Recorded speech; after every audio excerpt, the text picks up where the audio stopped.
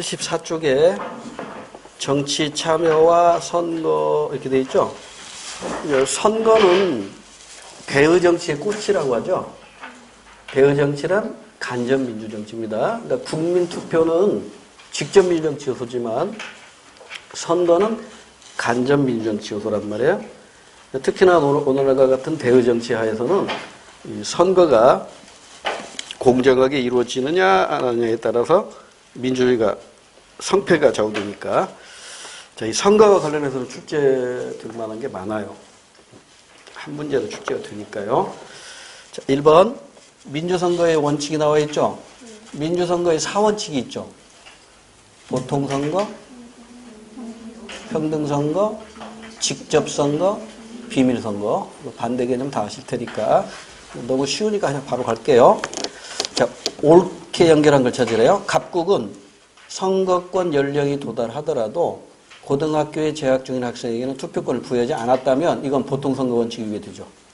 일정한 연령에 도달하면 누구에게나 선거권을 주는 게 보통선거니까요. 그래서 보통선거가 실시되어야 대중민주주의가 확립되었다 이렇게 얘기할 수 있어요. 을국은 부재자 투표에서 실제 부재자가 투표했는지 여부를 파악하기에 투표자가 투표용지에 자신의 이름을 쓰게 했다. 오락? 자신의 이름을 써놓겠대요. 이건 비밀선거 원칙이 위배되는 거죠. 그래서 갑국은 보통선거, 을국은 비밀선거니까 정답은 1번에 있네요. 자, 공부거리로 병국. 병국의 의회는 지역구 의원과 비례대표 의원으로 구성되는데 비례대표 의원의 수는 각 정당의 지역구 의석률에 비례하여 배분받는다. 단 지역구 의원의 선거에서 무소속으로 입후한 사람은 없으며 유권자는 1인 1표를 행사한대요. 1인 1표제의 문제점 두 가지죠. 1인 1표의 문제점은 첫째, 직접선거 원칙이 위배되고 둘째, 평등선거 원칙이 위배된다고 헌법재판소에서 판결을 내렸죠. 그래서 지금 뭘로 바뀌었어요?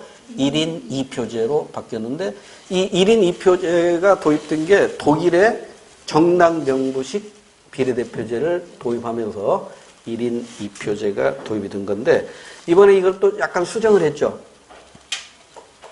준연동형 비례대표제를 가미를 했다고요. 그래서 참고로 지금 소개는 너무 반드시 알고 가야 되는데 이를테면 이게 선거구제가 크게 두 가지가 있죠. 소선거구제가 있고 중대선거구제가 있잖아요. 이미 아시는 바와 같이 소선거구제는 하나의 선거구에서 한 사람 뽑는 거죠. 중대선거구는 하나의 선거구에서 2명 이상을 뽑는 거잖아요. 여러분 잘 아시다시피 여기 청주가 하나의 선거구예요. 그리고 4명을 뽑아요. 그러면 출마한 사람 중에 1, 2, 3, 4등까지 당선이 되고 나머지는 낙선자가 되는 거죠. 이게 중선거구제란 말이에요. 중대선거구제. 근데 청주를 하나의 선거로 하는 게 아니라 이걸 쪼갠단 말이에요. 청주에서 4명을 뽑는데 하나의 선거구에서 한 사람만 1등만 당선시키고 나머지는 다 낙선이 되는 거예요. 이런 식으로 된다고. 이게 소선거구제예요. 지금 현재 우리나라에서 채택하고 있는 건 대부분 소선거구제고 우리나라에서 중선거구제 채택하고 있는 게 딱 하나밖에 없어요. 기초의회 의원. 여기서 2명 뽑잖아요. 이것만 중선거구제고 나머지 모든 선거는 소선거구제예요. 그런데 소선거구제를 채택하면 이때에는 대표제와 연결시켜 본다면 하나의 선거에서 한 사람 뽑으니까 1등, 즉 가장 투표를 많이 얻은 사람이 당선이 돼서 대표가 되니까 이걸 다수대표제라고 표현하죠. 근데 이제 중대선거구는 2명 뽑으면 2등 안에 들면 되고요. 4명 뽑으면 4등 안에 들면 된다고. 그러니까 득표는 적게 하더라도 당선이 돼서 대표가 될 수 있겠죠? 근데 이 두 가지를 묶어서 우리가 뭐라고 해요? 다수대표제와 소수대표. 이것은 지역에서 대표를 뽑는 것이기 때문에 지역대표제다 이렇게 얘기해요. 근데 현재 우리나라에 채택하고 있는 지역대표제는 다수대표제란 말이에요. 다수대표제이기 때문에 소선거구제를 채택하고 있는 거예요. 소선거 채택했으니까 다수대표제가 드는 것이고 이렇게 연결이 돼요. 그러면 이 다수대표제의 대표 결정 방식이 두 가지가 있어요. 절대 다수대표제가 있고요.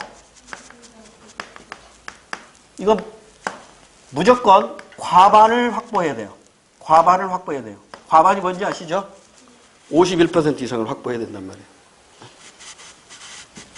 근데 이제 상대 다수 대표제, 단순 다수 대표제라고도 하는데, 이 상대 다수 대표제는 한 표라도 다득표하면 당선이 되는 거예요. 그러니까 과반이 아니더라도 당선이 되는 거죠. 그러니까 이건 어떤 문제가 있어요? 얘는 대표성이 높잖아요. 얘는 대표성이 없어. 대표로 뽑히고 나서도 안 알아줘. 그럼 현재 우리나라에서 채택하고 있는 건 뭐예요? 요거라고. 현재 우리나라에서 채택하고 있는 건 요거예요. 그럼 이제 절대다수 대표제는 이건 시험 문제감으로는 출제해요. 첫 번째는 결선 투표제가 있어요. 첫 번째 투표에서 과반 의석이 확보가 안 돼요. 그러면 1등과 2등만 놓고 따로 결선 투표를 하는 거예요. 그러니까 선거를 몇 번 치르는 거예요? 2번이에요. 2번 투표를 하게 돼요. 근데 선호 투표제라는 게 있어요. 조금 이따 이와 관련된 문제도 하나 제가 뽑아왔는데 이건 한 번 투표하고 끝나요. 한 번 투표해가지고 선호도가 높은 사람이 당선이 되는 거예요. 과반 의석을 확보해. 그러니까 한 번으로 끝나면 과반수로 끝나면 되는데 한 번으로 과반이 안 됐어. 그러면 2차 선호자까지 포함을 시켜가지고 과반을 계산하는 거야. 그래서 수능에서는 이거 계산 문제로 출제가 됐는데 우리 시험에서는 계산 문제는 출제 못해요. 1분 안에 풀어야 되기 때문에 못하고 그냥 차이점만 알면 돼요. 둘 다 공통점이 뭐예요? 과반 확보를 해야 돼요. 근데 과반 확보를 못했을 때 결선 투표는 몇 번 투표하죠? 2번 투표하지만 선호 투표제는 한 번으로 끝나요. 그러니까 이게 더 비용 절감이 되겠네요. 그 다음에 지역대표제와 비교되는 게 비례대표제죠. 비례대표제인데 이 비례대표제가 등장한 이유를 아셔야 돼요. 이 비례대표제가 등장한 이유를 알아야 되는데 지금 우리가 채택하고 있는 게 지금 소선거구제죠. 대부분이 소선거구제잖아요. 이것만 빼고 기초의회 의원만 빼고 다 소선거구제잖아요. 그럼 소선거구제 대충 요 네 가지로 제가 여러분을 소개했을게요. 이것은 꼭 알고 시험장에 가셔야 되는데 첫 번째 사표가 많죠. 사표가 많기 때문에 이로 인해서 두 가지 또 기억해야 할 게 있죠. 하나가 정치적 무관심 초래. 또 하나가 과대 또는 과소 대표 문제가 발생하잖아요. 이 얘기는 무슨 얘기죠? 득표율에 비해서 의석률이 높은 정당이 있는가 하면 득표율에 비해서 의석률이 낮은 정당도 있다고. 그 이유가 바로 이 사표 때문에 그래요. 사표가 많기 때문에. 낙선자에게 던지진 표, 이게 많기 때문에 그렇죠. 그 다음에 이 지역구가 넓어요? 좁아요? 좁아요. 지역구가 좁다 보니까 선거 관리는 쉽죠. 선거 관리는 쉬워요. 말을 바꾸면 시간과 비용이 적게 들어요. 그런데 관권 개입 우려가 있어요. 관권 개입 우려다. 다른 말을 바꾸면 부정선거 우려가 있어요. 그 다음에 지역구가 좁다 보니까 청주 전체를 대상으로 해서 선거운동하는 게 아니라 한 구에서만 선거운동 잘하면 되잖아요. 구에서 노인들한테 인사 잘하고 청소 잘하고 하면 당선된다고. 그러니까 능력을 떠나서 지역적 인물이 당선이 돼요. 지역적 인물이 당선이 됩니다. 그 다음에 하나의 선거에서 한 사람만 뽑다 보니까요. 여당이 유리하죠. 집권당이 유리해요. 왜냐하면 번호도 1번 받거든. 다수당이, 그러니까 국회의원 수로 번호를 받아요. 그러니까 이번 선거에서, 4월 10일 선거에서 1번이 민주당이고 2번이 한국당이란 말이에요. 그러니까 일단 이 기호 프리미엄도 붙는단 말이에요. 그러다 보니까 여당, 즉 집권당, 즉 기득권당이 유리하다고요. 기득권당이 유리하다 보니까 야당은 뭉쳐야 되죠. 야당은 뭉쳐야 된다고. 야당이 뭉쳐가지고 양당제가 확립되면 전국 안정에 기여한다. 이거 시험 문제 많이 언급됐었던 거죠. 양당제가 확립되면서 전국 안정에 기여. 그러면 군소 정당은 불리하겠죠. 집권당이 유리하니까 군소 정당은 불리하다고. 군소 정당이 불리하니까 정치 신인이 정치판에 끼어들기가 만만치가 않아요. 어려워요. 그 다음에 이제 네 번째가 여러분 아시다시피 이 청주를 넷으로 쪼갤 때 이렇게 쪼개도 상관없잖아요. 이렇게 쪼개든 이렇게 쪼개든 쪼개기맘이지. 이걸 자의적으로 쪼개면은 집권당이 유리하도록 쪼개겠죠. 이걸 뭐라고 해? 게리맨더링. 그래서 게리맨더링 우려가 높아요. 게리맨더링의 우려가 높은 게 소선거구제라고. 그래서 이 소선거구제에서 사표가 많다 보니까 이 부작용이 나타나서 사표를 좀 줄여보자. 그래서 전국을 하나의 선거구로 만들어버리는 거예요. 전국을 하나의 선거구로 만들어버려가지고 정당이 얻은 득표수 비율로 국회의원을 나눠갖는 거야. 그러면 사표라는 게 있을 수가 없겠죠. 그래서 사표를 좀 줄이고 사표를 예방하기 차원에서 등장한 게 비례대표제인데 이게 처음에는 우리나라가 1인 1표제였다고 그랬잖아요. 1인 1표제 했는데 이게 어떤 문제가 있었죠? 직접 선거와 평등 선거에 위배가 됐다고.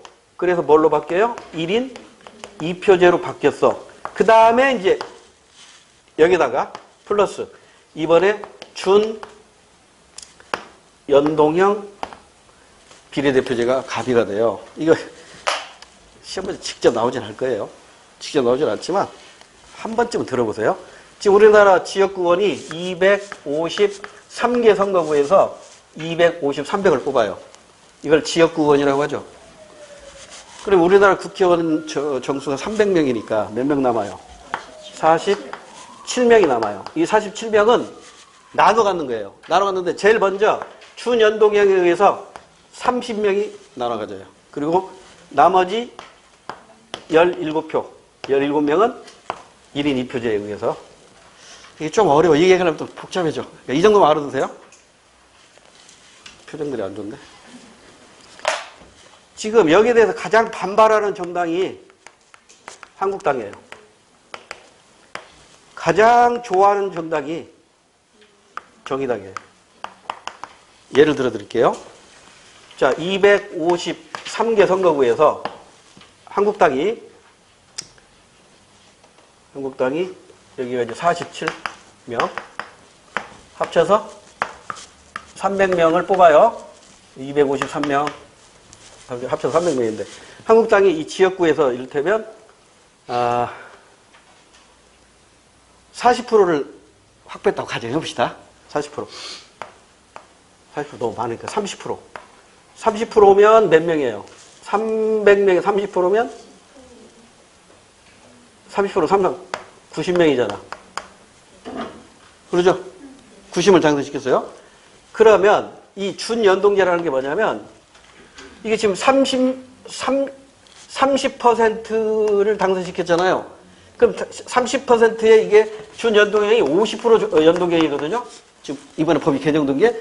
그러면 30%의 50%면 15%죠. 그러면 300명이 15%면 45명이죠. 45명보다 90명이 많죠. 그럼 비례대표 없단 말이에요. 그러니까 한국당은 비례대표 빵이야. 그래서 비례정당을 또 편법으로 만들잖아, 지금 이번에. 그러면 정의당은, 이를테면 정의당은 10% 가까이 없잖아요. 10%인데, 4명 당선시켰어. 그럼 300명이 10%면 30명이죠. 30명이 50% 연동이니까 15명이 당선돼야 되죠. 모자라네? 그럼 11명 주는 거야. 너 비례대표 11명 주는 거야. 경산 안 돼. 누가? 정의당. 그러니까 이 비례대표가 확대되면 누구한테 유리해요? 군소 정당한테 유리해요. 이 정도까지는 시험 문제 나온다고. 됐죠? 여기까지만 알아두세요.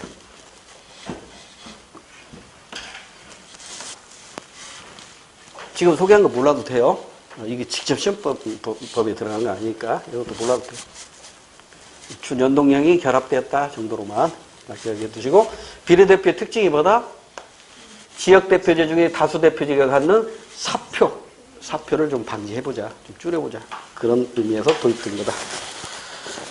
자, 그럼 이제 우리 문제로 다시 올게요. 13번 문제. 밑줄 친 기억의 문제점을 해결하기 위한 적절한 조사. 항목이 뭐냐? A국은 한 선거구에서 한 명의 의원을 선출하는 방식으로 의회를 구성한대요. 이걸 우리는 소선거구제라고 합니다. 그러나 이 방식은 국민의 다양한 의견을 국정에 반영하기 어렵고 대량의 사표가 발생하는 문제점이 있다. 이 A국은 현재 선거구제도, 즉 소선거구제도를 변경하려고 한다. 그렇다면 이 소선거구제도의 문제점을 해결하기 위한 적절한 조치가 뭐냐? 조치를 위해서 조사할 항목이 뭐냐 이거예요. 그러면 소선거구제의 문제점을 찾으면 되겠지. 그 문제점을 가지고 이거 고쳐나가야 된다 이렇게 얘기하는 거잖아요. 학력, 정당 대표 선출 방식, 지역별 투표율의 차이, 정당 득표율과 의석 점유율 차이 끝났죠? 사표가 많기 때문에 여기 있잖아요. 정치적 무관심과 더불어 과대 또는 과소 대표 문제가 발생하잖아요.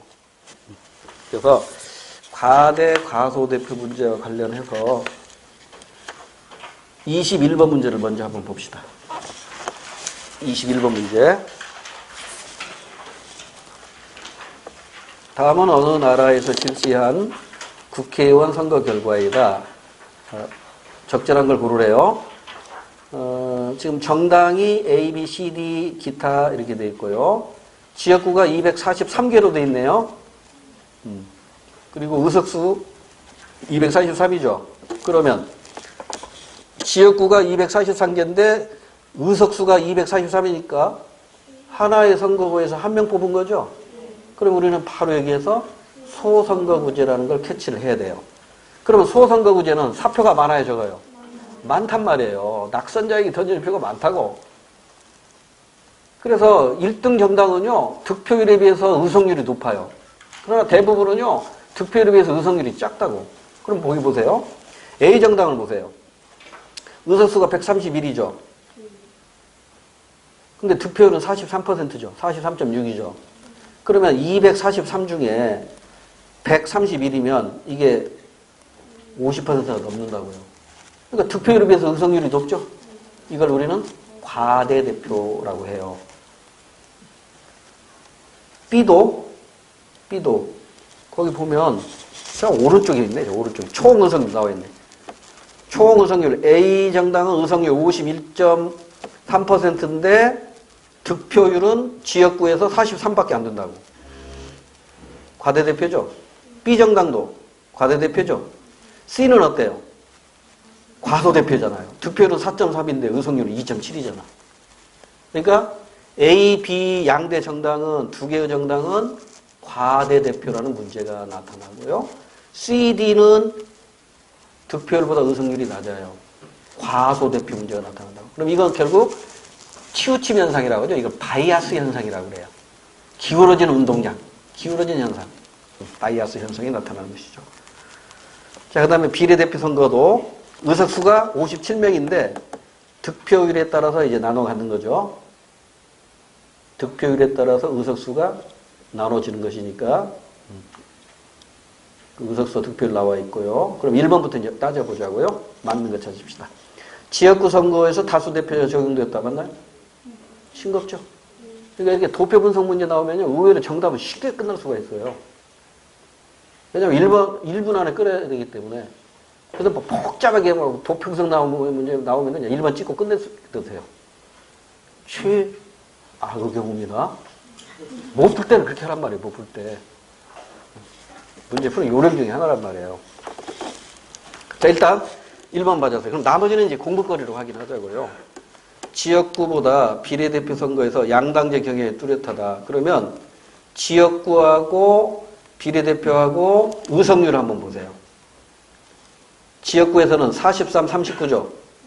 근데 비례대표 득표율은 37, 35죠. 그러면 지역구에서 양당제 두 개 정당이 얻은 득표율이 훨씬 높잖아요. 그러니까 2번은 반대로 돼 있고요. 3번. 정당에 대한 지지가 지역적으로 집중되는 현상은 여기서는 찾아볼 수가 없어요.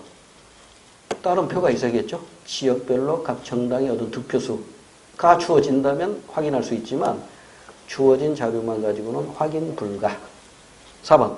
지역구 선거의 득표율에 따라 비례대표 의석표 아니죠. 득표율에 따라 지역구 선거의 득표율이 아니죠. 정당 득표율이죠. 정당 득표율에 따라서 비례대표 의석이 배분되는 겁니다. 됐죠? 자, 다시 앞으로 올게요. 75쪽 14번 문제로 올게요. 그림은 선거구제의 일반적 특징을 기준으로 선거구제 A, B를 분류한 것이다. 가나에 들어갈 기준으로 적절한 것은 단 A, B는 각각 소선거구제 아니면 대선거구제 중에 하나래요. 그러면 왼쪽 그림 하나만 보면 사표 발생 정도 가지고 소선거구제, 대선거구제 구분할 수 있죠. 그럼 A가 뭐예요? 소선거구제란 말이에요. 그럼 오른쪽도 A가 소선거구제겠죠. 그러죠? 다수당 출현 가능성 이게 뭐죠? 다수당이 뭐죠? 다수당. 국회의원을 가장 많이 당선시킨 정당 출현 가능성이 높대요. 여러분 소선거구제는 여당에게 유리하다고 그랬잖아요. 이 말을 바꾸면 이 여당이 다수당이 된다는 거야. 그러니까 다수당 출현 가능성이 높은 게 소선거구제입니다. 그러니까 일단 A가 소선거구제고요. B가 중대선거구제라는 걸 오른쪽 그림은 모르더라도 왼쪽 그림 가지고 확인됐잖아요. 일단 A가 사표 발생 정도가 많으니까 이게 소선거구제야. 그럼 B가 중대선거구제겠죠. 그럼 이제 가번에 들어갈까 한번 봅시다. 양당제 출현 가능성은 소선거구제가 높아요? 중대선거구제가 높아요? 소선거구제죠. 그럼 일단 가번은 맞네. 그 다음에 나번으로 와서 후보자가 난립될 가능성은 소선거구제예요? 중대선거구제예요? 중대선거구란 말이에요. 그러니까 B, 맞네. 이렇게 해서 끝난 거야. 자, 다시. 후보자 난립 가능성이라는 건 후보자가 많이 출연한다 이 말이에요. 하나의 선거구에서 한 명 뽑을 때는 후보자가 난립하지 않아요. 근데 여기에서 하나의 선거구에서 4명 뽑잖아요. 그럼 후보가 이게 몇 배가 나온다고. 그럼 뭐 15명, 20명 이렇게 나올 수가 있다고. 그러면 이 중대선거구제에서는요. 정치적 무관심이 나타날 수 있죠. 아까 이 소선거구제에서 정치적 무관심이 나타나는 이유가 뭐였어요? 사표가 많으니까. 내가 찍었는데 떨어졌는데 관심 없어. 근데 여기에서는 사표가 많아요, 적어요. 사표가 적겠죠. 사표가 적으면 정치적 무관심이 덜하겠죠, 얘보다. 그런데 여기에서도 정치적 무관심이 나타날 수 있어요. 그 원인이 후보자가 난립하면 누가 누군지 모르겠어. 그놈이지 다 투표 안 해. 이렇게 된다고.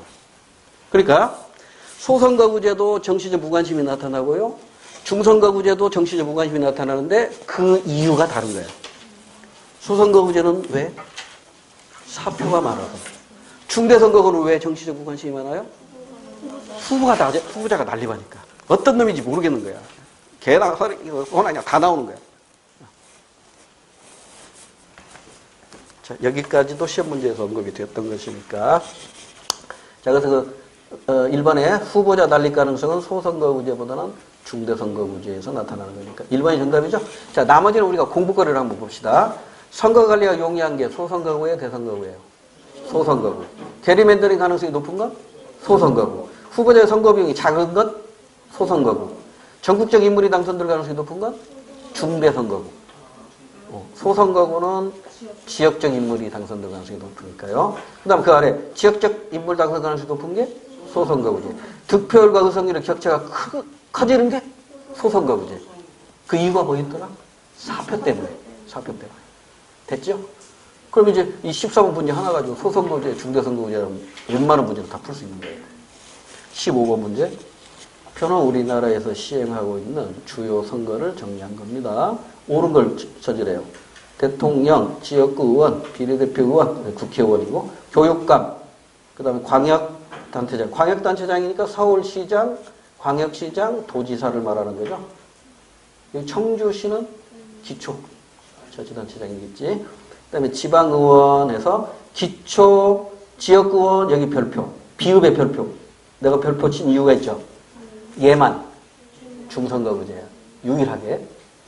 중선거구제니까 소수 대표제와 연결되는 거예요. 자, 1번으로 갑니다. 옳은 거 찾아야 돼요. 시옷이 뭐예요? 광역 비례대표네요. 정당별 지역구 의석률에 따른, 여러분, 비례대표는 무조건 정당별 득표수 비율입니다. 득표 비율입니다. 의석률이 아니에요. 정당별 득표수 비율로 하는 거니까 1번 틀렸고요. 니은이 뭐냐면 국회의원입니다. 지역구 국회의원은 다수대표제, 맞죠? 소선거구제니까. 그 다음에 미음과 비음은 소수대표제. 땡! 비음은 소수대표제가 맞은데 미음은 소수대표제예요. 미음은 소선거구제니까 다수대표제예요. 소수대표제는 비음 하나밖에 없어요. 그러니까 2번도 틀렸어요. 뒷부분이 틀렸어. 그 다음에 니은에서 니을. 지역구원, 그 다음에 교육감, 그 다음에 지방자치단체장. 주민소환의 대상이다. 맞나요? 틀렸잖아요. 지역구원이 무슨 주민소환의 대상이야. 국회의원은 주민소환 대상이 아니에요. 지방자치단체장. 그러니까 니을번은 맞겠지. 됐지요? 그 다음에 그럼 4번이 맞겠네. 니을과 달리, 즉 지방자치단체장, 광역기초단체장과 달리 미음, 비음은 연임 제한이 없다. 여러분, 교육감이나 지방자치단체는 3연임까지만 가능해요. 3번까지만 가능해요. 나머지는 연임 제한 없습니다. 국회의원도 연임 제한 없어요. 그래서 4번만 맞네요. 그래서 정답입니다. 넘어갈까요? 16번. 다음 글에서 설명하고 있는 제도의 문제점으로 옳지 않은 것. 이 제도가 뭔가를 알아야겠죠. 이 제도는 여러 정당들이 대립하고 있는 경우 각 정당이 획득한 투표수에 정확히 비례하여 각 정당의 의석을 배당할 수 있게 하는 것이다. 여기서 투표수에 정확히 비례한다는 것은 정당이 제출한 명부에서 각 정당의 득표수 비율, 유효 득표수 비율로 당선자를 결정. 이거 뭐예요? 비례대표제네. 비례대표제의 문제점이 아닌 걸 찾으래요. 1번. 사표가 많이 발생한다. 땡. 사표를 방지하기 위해서 등장한 게 비례대표제라고 공부했잖아요.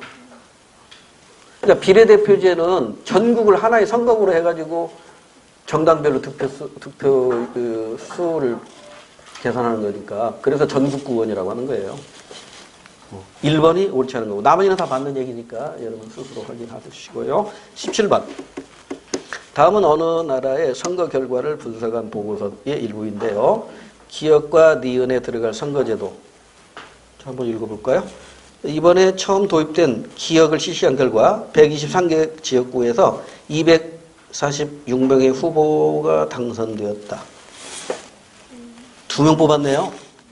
하나의 선거에서 2명 뽑은 거잖아요. 그러면 중대선거구죠. 중선거구제니까 소수대표제와 관련이 되겠죠. 그러면 1번 아니면 3번이네요. 중선거구제, 소수대표제니까 1번 아니면 3번입니다. 그 다음에 쭉 내려가서 계속 읽어야겠죠. 당선된 의원들의 소속 정당도 매우 다양해서 과거 특정 정당이 권력을 독점하여 정치를 좌지우지하던 폐단이 줄어들 것으로 전망된다. 또한 이번 선거 결과의 특징은 새로운 정치적 신인들이 대거 등장하였다는 점이다. 그러나 다원화된 우리 사회에서 다양한 사회계층의 이해관계를 대변하는 의원들의 진출은 여전히 미흡하다. 따라서 무엇의 수용과 같은 대안을 적극적으로 검토하여 이들의 이익을 대변하는 방안을 강구할 필요가 있을 것인데 이게 실시하는 나라는 거의 없어요. 직능대표제죠. 이 직능대표제는 직업별로 대표를 뽑는 것인데 이게 불가능한 이유가 저도 얘기했지만 우리나라는 이 직업에 대분류, 중분류, 소분류가 있는데요. 중분류만 하더라도 4만 개가 넘어요. 그렇기 때문에 직업별로 그 국회의원을 뽑는 것은 굉장히 어렵죠. 다만 우리 국회에요. 직능 대표제의 역할을 하는 기관이 있습니다. 이게 시험 문제 한번 언급됐었어요. 그게 뭔지 아시죠? 상임위원회 제도. 상임위원회. 그러니까 변호사 출신은 법제사법위원회로 가고 건설업자 출신은 교통건설위원회로 가고 그러죠? 뭐 이렇게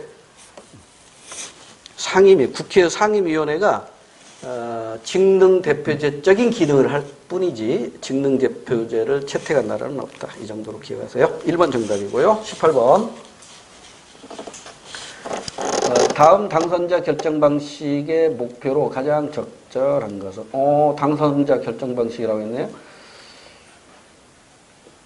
유권자들은 2명 후보를 선정하여 제1, 제2 선호를 표시하여 투표한다. 더 안 읽어도 이 문제는 풀립니다. 선호투표제죠. 선호투표제 어디 있어요? 여기 있네요. 선호투표제는 과반 확보를 함으로써 대표성을 높이기 위한 것이죠. 투표를 한 번 해요? 2번 해요?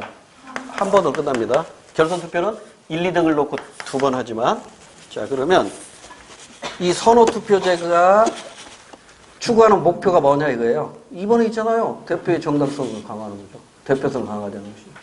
그럼 이 기자로 계속 읽어볼게요. 선호투표제가 이런 거예요. 총 69표 중 후보자가 A, B, C, D 후보가 있는데 1선호로 20, 13, 20, 13, 21, 그 다음에 D가 얼마예요? 15. 이렇게 얻었대요. 그 지금 과반을 확보 못 했잖아요. 왜냐면 이게 총 몇 명이죠? 69명. 69명이니까 과반이 되려면, 이게 과반이 되려면, 35명이 돼야 된다고. 그래야 과반이 되잖아요. 51% 이상이 되잖아. 근데 지금 35가 여기 있어요, 없어요? 없다고. 그러면 이제 1등과 2등만 놓고 다시 2선호 가지고 이제 결정하는 거야. 그러면 얘하고만 놓고 봐야겠죠? 그럼 이제 이 B 후보자가 1선호로 했지만 2선호로 A라는 한 사람하고 C라는 사람의 이 숫자를 여기다 더하면 되는 거예요. 그래서 이게 과반수가 넘으면 이 사람이 당선이 되는 거라고. 이게 선호투표제라고. 그래서 수능에서는 이거 계산 문제로 출제가 돼요. 근데 우리 시험은 계산 문제가 출제 안 돼. 그 특징만 알아두시면 돼요. 자, 한번 해보자고. 그러면 지금 이것까지 해보자고요.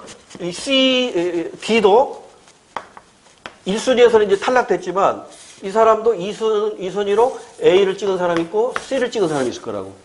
그러면 하나, 둘, 세 개 합치면 이게 A의 득표가 되는 것이고 그 다음에 C는 하나, 둘, 셋. 얘하고 이렇게 합치면 이게 C의 득표가 되는 거야. 자, 그러면 A의 득표 한번 보자고.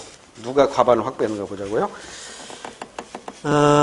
따라서 제1 선호투표에서 상위 1, 2를 제외한 후보, 제2 선호투표 결과 상위 1, 2의 1선호투표를 합산한 최다 득표자 당선자로 하는데 B 후보를 1선호자로 한 경우 제2선호투표 결과 A는 8표래. 여기래. B 선호자 A는 8표. 그럼 C는 그 다음 뭐라고 돼 있어요? C는 3표래요. C는 3표. 그 다음에 D는 어떻게 돼? D. 그 다음에 D. D 후보를 1선호로 한 경우 그 다음에 이제 2선호 투표 결과 A가 8, C가 4. A가 8, C가 4이야. 그럼 끝났네. A는 총 몇 표예요? 20, 8.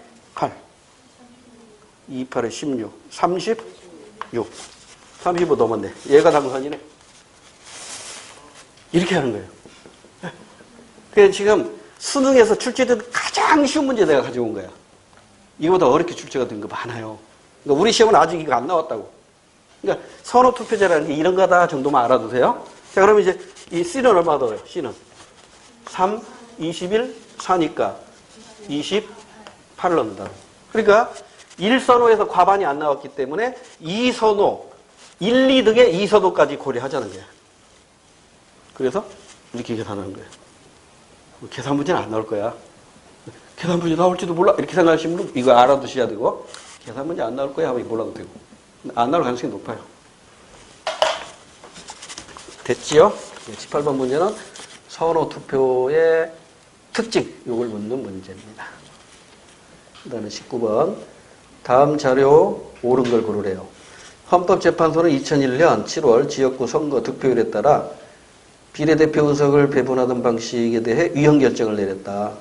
비례대표제 선거는 지역구 의원 선거와 별도이므로 정당 명부에 대한 유권자의 별도 의사 표시가 있어야 한다는 것이다. 따라서 유권자들은 비례대표 의원 선출에 대한 투표 행위 없이 비례대표 선출을 결정하는 방식. 1인 1표죠, 이거. 1인 1표는 어떤 선거 원칙에 위배된다? 직접 선거 원칙에 위배되겠죠. 그 다음, 헌법재판소는 2001년 10월 현행 선거구 획정 방식, 선거구 획정 방식에서 헌법 불합치 결정을 내렸다. 그 방식에 따르면 인구가 가장 많은 최대 선거구와 가장 적은 최소 선거구 간의 인구 편차가 3.88대 1이니까 이게 너무 많은 거예요. 그러면 유권자의 투표의 가치가 달라지는 거죠. 이건 어떤 선거 원칙이 위배되는 거예요? 평등 선거 원칙이 위배되는 거예요. 그래서 직접 선거와 평등 선거 원칙에 위배된다. 이렇게 이해할 수 있어요. 자, 이제 옳은 걸 찾으라고 했어요. 기억은 비례대표제는 유권자와 당선자 간의 친밀도를 강화시킨다. 아니죠. 여러분, 비례대표의 문제점은 여전히 남아있죠. 준연동제건 이것을 제외한 나머지 1인 2표제에 의해서 배분을 받건 정당별 득표수에 의해서 배분을 받건 이 연동형에 의해서 배분을 받건 배분되는 숫자에 대해서 각 정당이 순위를 매기죠. 국민의 의사와 관계 있어요, 없어요? 없다고. 그러니까 여전히 비례대표제는 어떤 문제점을 가지고 있다? 직접 선거에 위배돼요. 이해됐어요?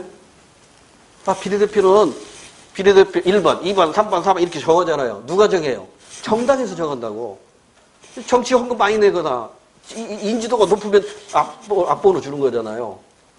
그러니까 나는 이 새끼 싫은데 1번에 와 있네? 그럼 내가 정당에다 투표한 것이 그 새끼한테 가잖아. 그리고 이것은 어떤 선거 원칙이 위배되는 거예요? 직접 선거 원칙이 위배되는 거라고. 그러니까 여전히 이 비례대표 선거는 직접 선거 원칙이 위배된다는 문제점을 가지고 있어요. 자, 그래서 19번의 1번. 기억은 비례대표는 유권자와 당선자 간의 친밀도가 없습니다. 오히려 지역구가 친밀도가 강하죠. 그러잖아요. 서로 악수하고 손잡고 하면서 선거운동 하는 게 친밀도가 강한 거잖아요. 1번 틀렸고. 2번 니은은 직접 선거 원칙이 위배되는 거죠. 민주선거 원칙 중에 보통선거가 아니라 직접 선거입니다. 3번. 디귿의 결정은 선거구 획정 방식은 중앙선거관리위원회에서 합니까? 선거구 법정주의 공부하셨죠? 선거구는 법률로 정하기 때문에 국회에서 정합니다. 국회. 그다음에 4번. 니을이 평등선거 원칙이 위배되는 건데 선거원칙 평등, 이건 맞네. 평등선거 맞죠? 4번이 정답이네요. 넘어갑니다. 20번. 표는 땡땡국이 실시한 11대 대통령선거 결과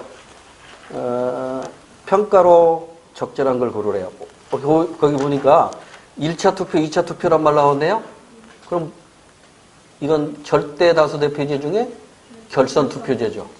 선호 투표제가 아니라 결선 투표제입니다. 그러니까 결선 투표제는 투표가 2번 이루어지고 선호 투표제는 한 번으로 끝나는 거라고 그랬죠. 그래서 지금 1차 투표에서 이게 840 중에 과반인 410이 나와야 되는데 410이 없어요. 그래서 1등인 A당 후보하고 2등인 C당 후보 간에 다시 이제 결선 투표를 했는데 유효 득표수가 850으로 늘어났네요. 그런데 이제 A당 후보가 670으로 과반을 확보했잖아요. 그래서 A가 당선이 됩니다. 이게 이제 결선 투표제입니다. 그럼 결선 투표제에 대한 평가 뻔하죠? 선거 관리 비용은 줄어드는 게 아니라 늘죠? 한 번 할 거 2번 하잖아요.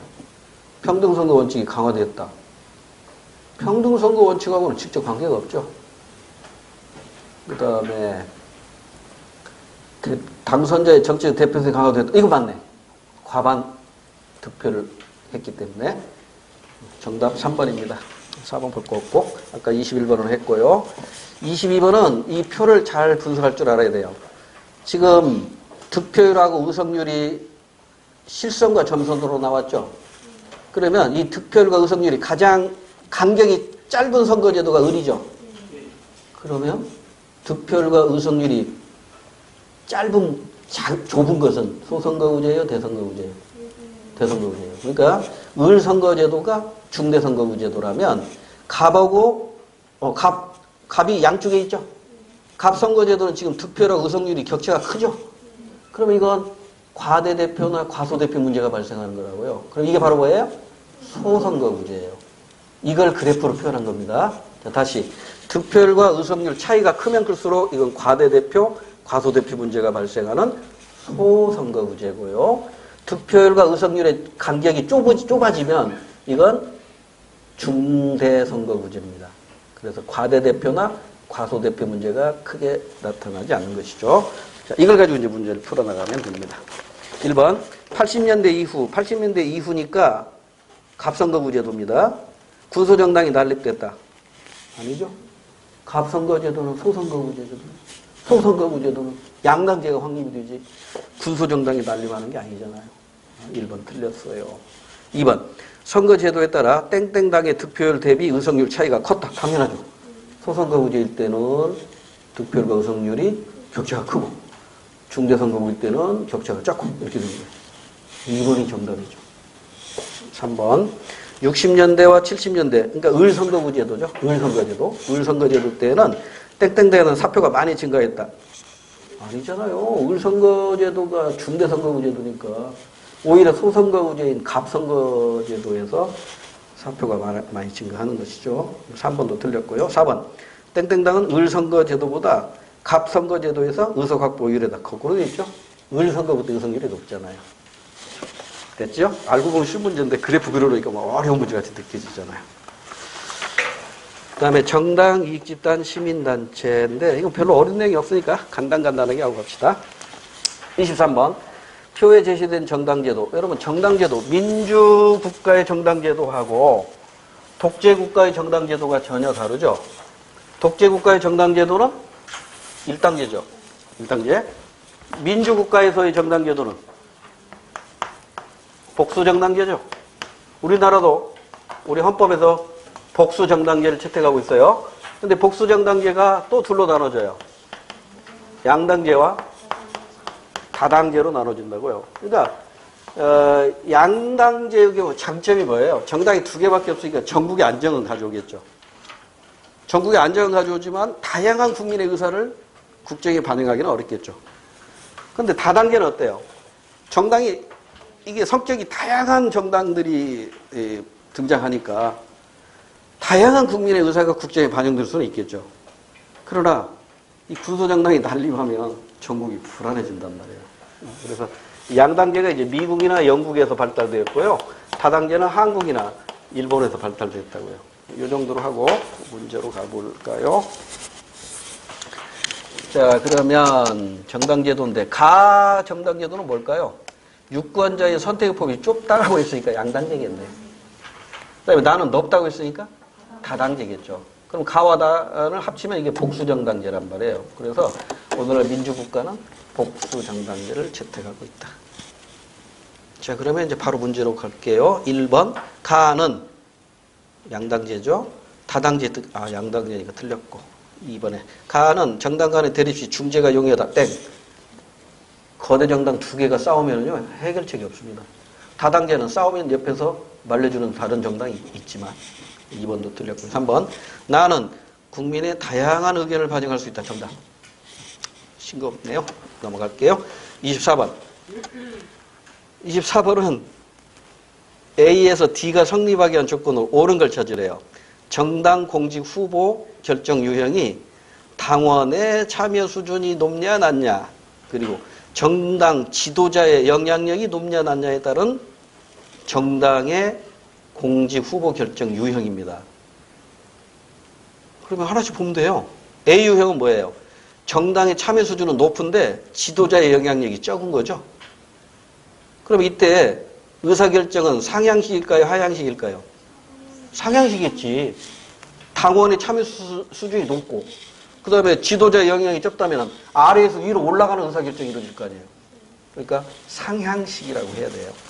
1번 틀렸고. B 유형은 안 좋은 거죠. 참여 수준도 낮고 정치 지도자도 형편없고 정당 지도자의 전문성이 확보된다. 아니죠. 정당 지도자의 전문성이 확보되었다면 지도자의 영향 수준이 높은 C나 D가 돼야겠죠. 2번도 땡. 3번 C 유형은 정당 지도자와 당원들 사이에 의사를 합리적으로 조화시켜야 됩니다. 왜? 지도자도 똑똑하고 당원도 똑똑하니까. 정답이죠.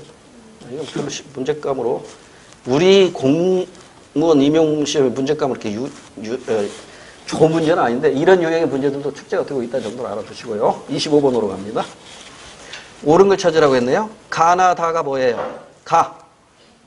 정당. 나. 시민단체요? 이익단체요? 나가 공동의 이익이죠? 그러니까 시민단체. 다가 이익단체. 또는 이익집단이라고 하죠. 이익집단. 그래서 1번밖에 정답이 없어요. 이건 싱거워서 여러분에게 맡길게요. 26번. 가에서 다. 그럼 가다를 또 확인해야겠네. 정치적 책임이 있는가? 예 하면 정당밖에 없어요. 가가 정당입니다. 사회의 보편적 이익과 상충되는가? 예 하면은 이익집단. 아니요 하면 시민단체. 그러면 가나다 끝났죠? 가가 정당, 나가 이익집단, 다가 시민단체예요. 그래서 4번밖에 맞는 게 없어요. 이거 쉬워서 그냥 쉽게 넘어갈게요. 넘어가면 여론과 정치문화. 이것도 우리 시험에서도 나온 적은 있어요. 자주 나온 적은 없고 안 나온다는 보장이 없으니까. 문화 유형 3가지. 자, 27번 어느 학자의 정치 문화 유형인데요. 사례를 바르게 연결한 걸 고르래요. A 유형이 가장 바람직하죠. 이게 참여형입니다.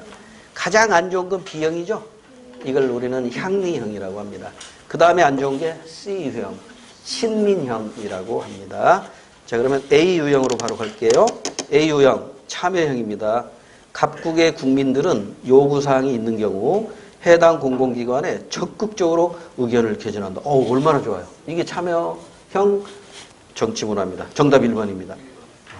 나머지는 말이 안 되는 얘기들이야. 그래서 여러분이 한번 왜 말이 안 되는가 한번 확인해 보세요. 이런 거에 설명하다 보면 시간이 너무 많이 걸리니까 여러분 맡겨도 충분해요. 28번 갑을병국의 정치 문화 형태를 한번 볼까요? 갑국은 향리형. 가장 높죠. 을국은 신민형. 병국이 참여형. 그럼 이제 오른쪽은 이스턴 교수가 얘기하는 정치 체계도, 즉 권위적인 희소가치를 배분할 때 의사결정 기준으로 나타나는 거잖아요. 그래서 투입, 산출, 환류. 여기 나와 있네. 자, 그럼 이제 1번으로 바로 갈게요. 맞는 거 찾아야 됩니다. 갑국은 을국에 비해 갑국은 향리형입니다. 을국은 신민형이고요. 그러니까 각국이 가장 안 좋은 거죠. 니은 디귿에 대한 인지도, 니은 정책 결정 기구와 디귿 산출에 대한 인지도 높은 게 땡. 각국 인지도 없다니까요. 향리형. 1번 틀렸고요. 2번 각국이 제일 안 좋은 거예요. 병국에 비해 정치적 주체는 의식이 높다. 말도 안 되는 얘기. 땡. 3번 을국이 그나마 안 좋은 것인데 향리형보다는 낫죠. 신민형. 의식은 있지만 참여를 못하는 거죠. 을국은 갑국에 비해서는 관심이 높죠. 의식은 있잖아요. 근데 참여를 안 할 뿐이죠. 2번도 3번도 틀렸네요. 그래서 4번이 정답입니다. 병국이 가장 이상적이죠. 을국에 비해 기업, 투입이건, 니을, 환류건 이게 활성화되겠죠. 그래서 민주국가일수록 투입과 산출 중에 투입이 활발해지고 권위적인 독재국가일수록 투입과 산출 중에 산출이 활발해지고 이렇게 공부했었잖아요. 그 다음에 우리나라의 헌법인데요. 헌법은 이제 한 문제 정도 출제가 되는데 헌법에서 출제되면 이게 2가지죠. 둘 중에 하나 가지고 이제 출제를 하는데 2개 출제되기는 어려울 거예요.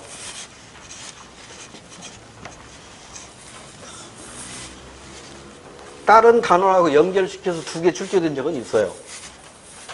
헌법에서 한 문제 나오고 그 다음에 국제법하고 조약하고 우리 헌법의 조약하고 합쳐가지고 한 문제 출제된 적이 있는데 헌법 가지고 출제를 하면요. 우리나라 헌법은요. 전문이 있고 본문 제10개장이 있고 그 법조항수는 130개밖에 안 돼요. 그다음에 부칙이 6개가 있는데 헌법은 크게 두 가지 가지고 시험 문제를 냅니다. 하나가 뭐냐면 국민의 기본권 보장과 제한입니다. 여기서 한 문제 출제가 될 수가 있어요. 그러니까 이 기본권에 어떤 것들이 있고 아까 잠깐 말씀드렸었죠. 초국가적인 기본권, 한 국가 내 기본권. 그 기본권의 특징 이런 것에서 출제할 수 있고 이 기본권은 제한할 수 있어요. 우리 헌법 37조 2항에 명시되어 있어요. 국가의 안전보장, 질서유지 또는 공공복리를 위하여 필요한 경우에 하나여 법률로서 제한합니다. 자유와 권리를 제한하는 경우에도 자유와 권리의 본질적인 내용은 침해할 수 없다. 이렇게 우리 헌법에 나와 있잖아요. 이쪽에서 한 문제 나올 수가 있고요. 또 하나는 통치기구와 통치작용 가지고 시험 문제 하나 나올 수가 있어요. 그러니까 통치기구니까 입법기관, 행정기관, 사법기관 가지고 또 그들의 통치작용이 어떤 것들이 있는가 이걸 가지고 한 문제 나올 수가 있어요. 그러니까 두 문제 나오기는 어렵더라고요. 그래서 이거 공부하는 분량에 비해서 가성비가 좀 낮은 편인데 그래도 한 문제 가지고 당당히 결정될 수 있으니까 이거 맞아야 됩니다. 그래서 지금까지 출제되었던 걸 중심으로 해서 좀 빠르게 가보자고요. 이거 어려운 내용이 아니니까 까봅시다. 자, 우리 헌법의 기초 이해에서 1번 헌법 규정들에서 도출되는 원리가 추구하는 궁극적인 목적. 입법권 나왔고 행정권 나왔고 사법권 나왔죠? 그럼 권력 분립이죠? 권력 분립이 추구하는 궁극적인 목적은 뭘까요? 여러분 궁극 나오면은요. 궁극 이퀄 인간 존중입니다. 근데 인간 존중이 있어요, 없어요? 없죠. 그러면 인간 존중이라는 궁극적인 이념을 실현하기 위해서는 자유와 평등이 보장되겠죠. 그럼 두 번째 단계로 자유와 평등을 찾으면 돼요. 있어요, 없어요? 있었네요. 자유와 권리를 보장한다. 2번에 있잖아요. 권력 분립이 추구하는 궁극적인 목적은 자유와 권리를 보장함으로써 인간 존중을 실현하기 위한 것이다. 2번 정답이고요. 나머지 뭐 별로 설명할 만한 게 없고. 그 다음에 2번 우리 헌법의 이념과 원리 가지고 나와 있네요. 그러면 A 원리가 뭔가 한번 보세요. A는 모든 국민의 인간다운 생활을 보장하는 것이 국가의 책임이며 국민의 권리라는 의미다. 우리 헌법의 이념 중에 인간다운 생활을 할 권리하면 뭐예요? 복지국가의 원리죠. A에 들어가서 복지국가의 원리고 그러면 그 아래 빈칸 A에 해당하는 헌법조항을 적어볼래? 그러면 복지국가의 원리에 해당되는 걸 찾으면 되는 거잖아요. 몇 번이에요? 옳지 않은 거 찾으라고 했네. 1번 대한민국 민주공화국이다. 이것은 복지국가의 원리가 아니라 자유민주주의 원리 또는 국민주권의 원리. 자유민주주의 원리라고 해도 되고 국민주권의 원리라고 해도 되고.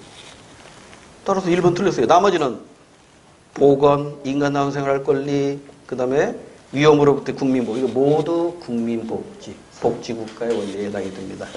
어려운 거 아니라 빨리 했고요. 넘어갈게요. 밑줄 친 설명으로 옳지 않은 것. 근대 입헌주의가 기역이고 현대 복지국가 헌법이 니은입니다. 아하. 근대 국가의 헌법에서는 소극적 자유를 강조하고 현대 국가의 헌법에서는 적극적 자유를 강조한다는 걸 아시잖아요. 그래서 옳지 않은 걸 찾으래. 이런 거 쉬우니까 정답 바로 알려드릴게요. 4번. 틀렸죠? 근대는 현대보다 실질적 평등을 중시한다. 땡. 근대에서 강조하는 게 절대적, 기계적, 형식적 평등이고 현대 복지국가에서 강조하는 평등이 상대적, 비례적, 실질적 평등이잖아요. 이거 다 공부하셨잖아요. 그래서 시간 관계상 이론적인 다시 안 할게요. 헌법은. 그 다음에 4번 헌법 규정들과 관련된 설명으로 옳지 않은 걸 찾으래요. 모든 영역에서 각인의 기회균등, 안으로는 국민생활의 균등. 기회균등, 국민생활의 균등 이란 말이 나왔네요. 복지국가의 원리와 해당이 되죠. 또 자유민주주의 원리와도 해당이 되고요. 그다음 모든 국민의 인간다운 생활? 그러면 이건 복지국가의 원리잖아요. 그 다음에 119조 2항은 너무나 유명한 거죠. 경제민주화 조항. 정부가 개입하자는 거죠. 이거 왜 그래요? 모든 국민의 복리 증진을 위해서란 말이에요. 그러니까 이 세 가지 헌법 규정에 관한 것은 전부 복지국가의 원리란 말이에요. 그럼 해당되지 않는 걸 고르라고 했으니까 1번 실질적인 사회적인 실현을 이상으로 추구한다. 복지국가의 원리죠. 2번 생활불능제기 보호, 최저임금 이것도 복지국가의 원리죠. 노사갈등 대립, 빈익빈 부익부가 심화되어서 등장하게 되었다. 복지국가의 원리죠. 그럼 4번이 틀렸겠네. 자본주의적 생산 양식이나 시장기구의 자동조절 작용을 부정한다? 아닙니다. 인정합니다.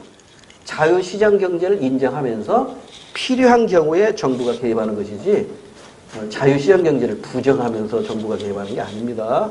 4번 틀린 것으로 정답이고요. 5번 다음 제도를 통해 공통적으로 구현하려는 헌법 원리가 나타난 조문. 이 헌법 원리부터 한번 확인해 보세요. 딱 보니까 뭐예요? 최저임금 보는 순간 복지국가잖아요. 복지국가의 원리니까 여기서는 3번밖에 없죠. 3번.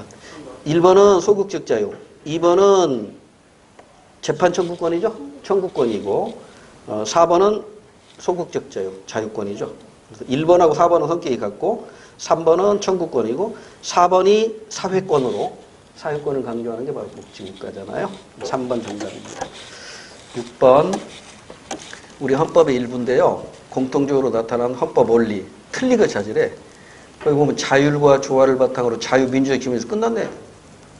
자유민주주의 원리네. 그 다음에 정당 목적이나 활동이 민주적 기본 질서 자유민주주의 원리잖아요. 그럼 자유민주주의 원리에 대한 설명으로 적절하지 않은 걸 고르래. 2번이죠. 개인을 중시하는 것이지 개인보다 국가를 중시하는 건 아니잖아요. 말이 안 되는 얘기죠. 나머지는 다 맞는 얘기. 그 다음에 기본권 보장과 제한인데요. 7번 가나 상황을 해결하기 위한 근거가 되는 기본권으로 적절하지 않은 것. 가나 상황이 뭐예요? 가는 뭐죠? 실업률 나왔네. 오라. 모든 국민은 일할 수 있는 권리와 일할 수 있는 의무가 있잖아요. 그러니까 복지국가의 원리와 해당이 되죠. 사회권과 관계가 되죠. 그 다음에 주택보급률은 이것도 인간다운 생활을 끌리니까 사회권과 관계가 가나 나나 모두 기본권 중에 사회권이네요. 사회권. 자, 1번 근로의 권리 맞잖아요. 사회권 중에 근로의 권리가 있고요. 2번에 직업을 자유롭게 선택한 걸 이건 자유권이죠. 사회권이 아니라 자유권입니다. 따라서 땡. 틀렸어요. 자, 나머지는 맞잖아요. 사회보장, 쾌적한 주거생활. 이게 모두 사회권이니까 나에 해당이 됩니다. 넘어갑니다. 다음에서 설명하는 기본권 유형과 관련된 사항으로 옳지 않은 것. 이 유형의 기본권이 세계 각국의 헌법전에 등장한 것은 1차 세계대전 이후의 일이래요. 인간다운 생활을 인간다운 생활 나오면 복지죠. 여러분 세계 최초의 복지국가 헌법은 1919년에 바이마르 헌법입니다. 바이마르 헌법. 1차 세계대전 이후에 등장한 바이마르 헌법. 그 다음에 국가로부터의 자유가 아니라 국가에 의한 자유. 아시죠? 소극적 자유가 아니라 적극적 자유를 강조하는 것이니까 이 기본권과 관계 없는 거 찾으면 되겠네. 1번이 자유권이네. 정답이네요. 나머지는 전부 사회권과 관계가 됩니다. 자, 9번 가나 사례에 대한 옳은 설명. 헌법재판소는 교도소 내에서 징계를 받아 금치 처분. 여기서 금치가 그 제일 밑에 다시 설명되어 있죠. 일정 기간 독거실에 가두어 접견, 서신수발, 도서열람 등을 금지하는 겁니다. 자, 이런 금치 처분 중에 있는 자에게 실외 운동을 원천 금지시키는 것은 인간의 존엄과 가치 및 신체의 자유를 침해하는 것으로 보아 헌법 위반으로 결정하였다. 그러니까 교도소에서 금지점을 하지 말라는 거죠. 그 대광고등학교 학생회장이었던 애 있죠? 뭔데? 그 대광고등학교가 그게 미션스쿨이라고요. 그래서 일주일에 한 번씩 성경 공부를 한다고. 그러니까 이 회장했던 얘 이름이 뭔데? 이 강혜가 학생들 주동해가지고 성경 공부 폐지하라 이거야. 종교의 자유가 있는데 왜 성경 공부만 하느냐? 학교에서 퇴학당했어요. 그래가지고 이제 퇴학당한 얘가 이제 사회 활동을 하기 시작하는 거야. 뭐 공장에 가서 종교 운동하고. 그래서 얘가 서울대학교에 특례 입학을 했어. 사회운동 했다고. 근데 이게 또 얘가 또 다른데 이 시위를 주동해가지고 또 구속이 됐네? 근데 구속이 됐는데 얘가 헌법소원에 뭘 했냐면 이 수형자도 인간인데 아이 조명이 침침하고 책을 못 보겠다. 그 조명 좀 받게 해달라고 헌법소원을 했어요. 대단한 놈이죠. 근데 서울대학교에서 또 다시 퇴출당했더라고. 근데 자기가 자퇴를 했더라고. 더 이상 못 다니겠다고 자퇴를 했더라고. 그런 애들이 또 언젠가는 또 국회의원 한다고 나올지도 몰라요. 하여튼 그 교도소에서도 밥 3끼 다 줘야 됩니다. 책 읽을 수 있도록 조명도 밝게 해줘야 됩니다. 우리 헌법에 뭐라고 돼 있어요? 국민의 자유와 권리의 본질적인 내용은 침해할 수 없다고 돼 있거든요. 그 내용을 생각하시면 됩니다. 자, 그 다음에 나번을 보니까 국민건강보험공단은 직장 가입자 중에 보수 이외에 소득이 높고 고소득자에게 직장에서 내는 보험료와는 별도로 소득분에 따라 추가로 건강보험료를 부과하기로 결정하였다. 이는 형평성과 소득재분 효과를 높이기 위한 것이다. 그러면 가사례와 나사례의 옳은 설명을 고르래. 1번 가사례. 가에서 추구하는 기본권은 고전적이고 포괄적인 권리의 성격을 갖는다. 이게 뭐죠? 신체의 자유죠. 신체의 자유가 가장 전형적인 자유권이잖아요. 그러면서 자유권은 고전적인 자유권이면 핵심적인 자유권이니까 맞는 얘기네. 1번 정답이네요. 나머지는 왜 틀렸는가 이러면서 충분히 판단할 수 있으니까 한번 판단해 보시고 잘 판단이 안 되면 개인적으로 질문하시고요. 10번 바로 갑니다. 가불병이 행사하려는 기본권의 공통적인 특징이 아닌 걸 고르라고 했는데 값은 뭐예요? 형사보상 청구권이죠. 여러분 형사보상 청구권은 두 가지의 경우에만 청구할 수 있죠. 첫째, 형사 피의자가 형사 피의자가 범죄 없음을 이유로 기소되지 않았을 때, 불기소 처분받았을 때, 그 다음에 형사 피고인은 대법원에서 최종적으로 무죄 판결을 받았을 때, 이 두 가지 경우에 형사 보상 청구권을 행사할 수 있다. 이렇게 공부했어요. 청구권 중에 하나죠. 형사 보상 청구권. 그 다음에 을은 뭐예요? 강도를 당해가지고 사망해서 생기주었는데 이게 가해자가 돈이 없네. 가해자를 못 잡거나 돈이 없어요. 그럼 누가 책임져야 돼요? 국가가 책임져야 돼요. 이걸 뭐라고 하죠? 범죄 피해자의 국가 구조 청구권이라고 하죠. 이것도 청구권이네?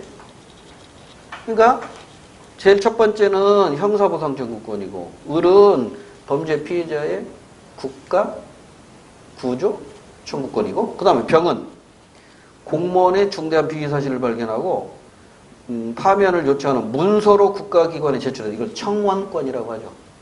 청원은 반드시 문서로 해야 된다고 헌법에 나와 있죠.